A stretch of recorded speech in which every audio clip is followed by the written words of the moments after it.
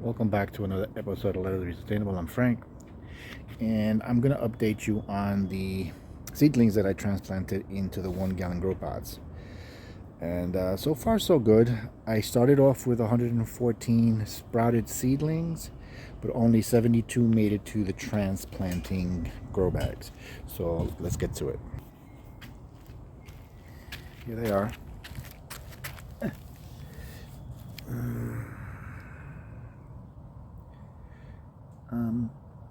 See, not all of them look like they're hardy enough to survive. Like I said, I started off with 114 and I got 72, but look at this one. I don't think it's gonna make it, but it's a seedling from Apple Blossom. And on this side, I have a seedling of Kelsey and Joy, and you can see she's in better condition. And this one is a Boom Boom seedling, number 9, and it's doing awesome. So just because the seeds sprouted doesn't mean they're all going to make it. Some of them just fizz out, and I guess it's just genetics. You know, some of them survive, some of them don't. Like that one is a Kelsey and Joy, and she's toppled over. They all have the same soil amendments. It's the same soil type. It's the same soil mix. So it can't be the soil mix. The only thing it comes down to is genetics. This one is a Boom Boom. It's doing beautifully. And I have many others. I have an Odyssey seedling doing great. Here's another Boom Boom, but again, it doesn't look as healthy as the other two. Here I have a Mystic Sparkler seedling. It's hanging on by a thread. Meanwhile, I have an Odyssey seedling, and look how beautiful this one's doing. I have to. It's a waiting game. It's a waiting game to see which ones survive and which one won't. This is another Odyssey, doing remarkably well. And this is another Kelsey and Joy, and she's pretty tall. And you can see those beautiful dark stems. I'm loving to see what this one's gonna bloom. I'm really curious to see. And look at this little beauty. Look how compact and thick that one is.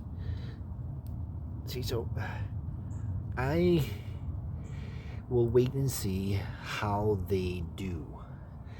I mean, they were all transplanted about the same time. They all got the same seed mix. They all got the same fertilizer. And some of them seem to have transplanted well, and others do not. But for the most part, it's just a few. It's just a few. I mean, out of the 114, if I got 72 to transplant, I think I'm off to a good start.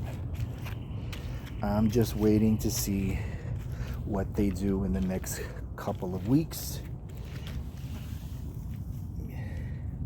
This one struggled a little bit. It even lost some leaves, but it could be transplant shock. Could be. But for the most part, they're doing amazing. That's it for now. It was just a quick little video because I promised to update you guys on what the seedlings would look like in their little grow bags.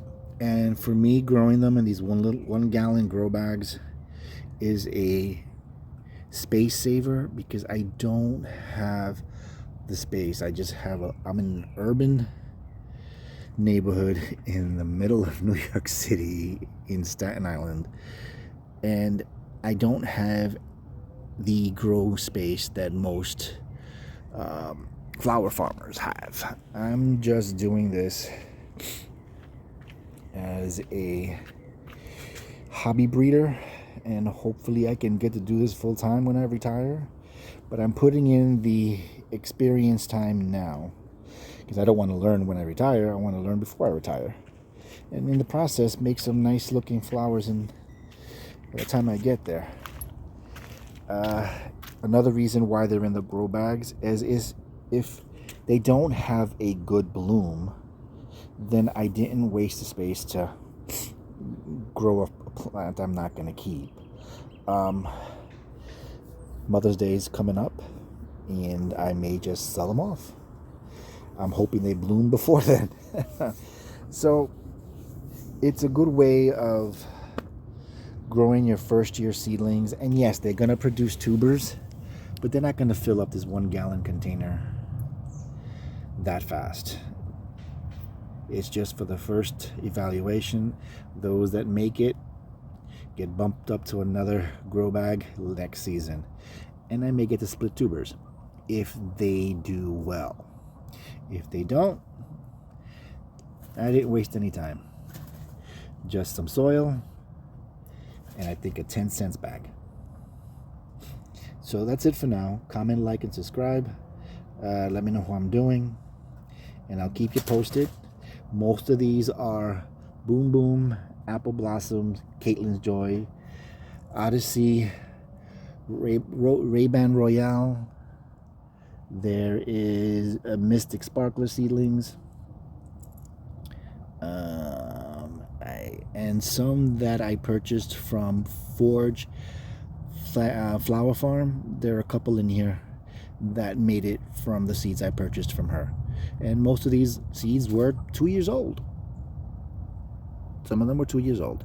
Some of them were from last season, but a lot of them were from stock that I saved, seeds that I saved from my 2002 crossing, and I wanted to see if those seeds were still valuable, and they were viable.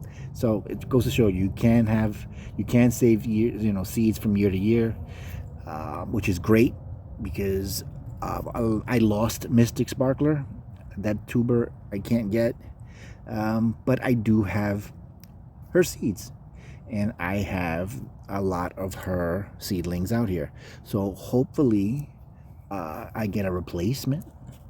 It won't be as pretty as her. I don't know what I'm gonna get because that Mystic Sparkler was in the same vicinity as Caitlin's Joy and Apple Blossom.